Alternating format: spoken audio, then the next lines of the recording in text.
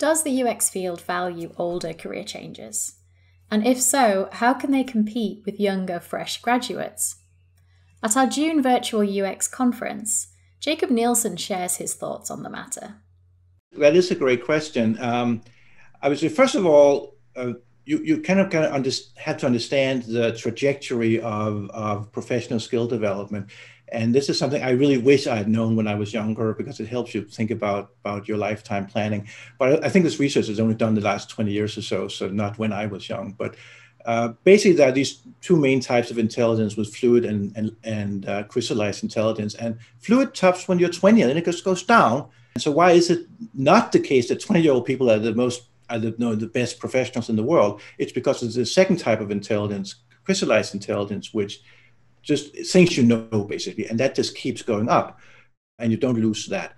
And so it's a combination of the two that makes you a skilled professional. And so when you look at empirically, like when people make their biggest professional contributions, that's an average about 40 years. So from 20 to 40, there's like a rapid increase in professional output ability. And then it's a bit of a decline, but it's actually a really slow decline after 40. So the curve kind of looks steep up, slow down. And so that means that if you take somebody who's, let's say, 50, they will basically be as good as somebody who's 35, 36, something like that. Somebody who's 60 will be about as good as something who's 30. And so that's an average, obviously. But on average, somebody who's 60 is as good as somebody who's 30. So why not hire the 60-year-old person, right? And they will know a lot of things. Interesting enough, that almost exactly the same curve works not just for creative intellectual professionals, but also for hunters in primitive hunter-gatherer societies. So it turns out that the best hunter who brings back the most game to the tribe is not that 20-year-old, like very strong, can run very fast, can throw a spear longer than the 40-year-old hunter, but the older person who runs slower, and can't throw as fast, as far, knows more about, like, how do you interpret when the antelope's ears moves like this, or how the watering hole was 10 years ago when the weather was a different way, and similar to actually how it is this year. So you can't use last year's information, but 10 or 20 years ago information can help you hunt better. So empirically, anyway, when anthropologists study the few remaining hunter-gatherer societies, it turns out that it's a similar curve to that for professional intellectuals. So that's interesting. I thought that's just an interesting outcome. But going back to the question, so you are as good, but there's this one caveat, though, and that is the crystallized intelligence, which is what kind of helps people when they get older, is things you know. And so the things you have to kind of like find a way of tweaking them or transferring them onto the new task, the new job. And I think that's not something there's not often a lot of help to do that.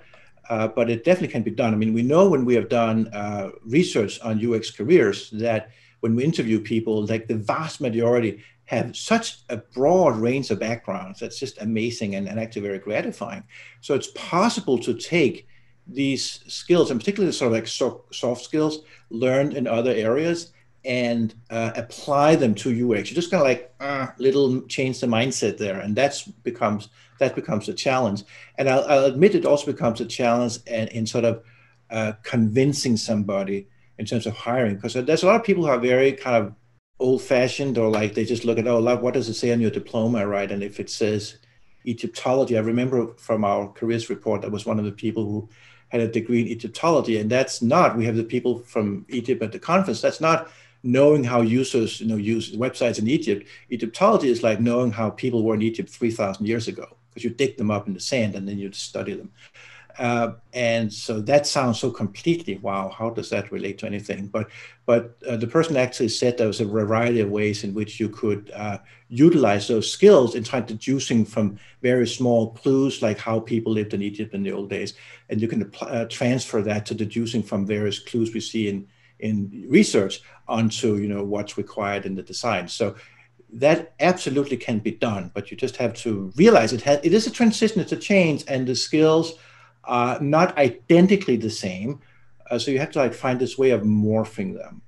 That's the key challenge.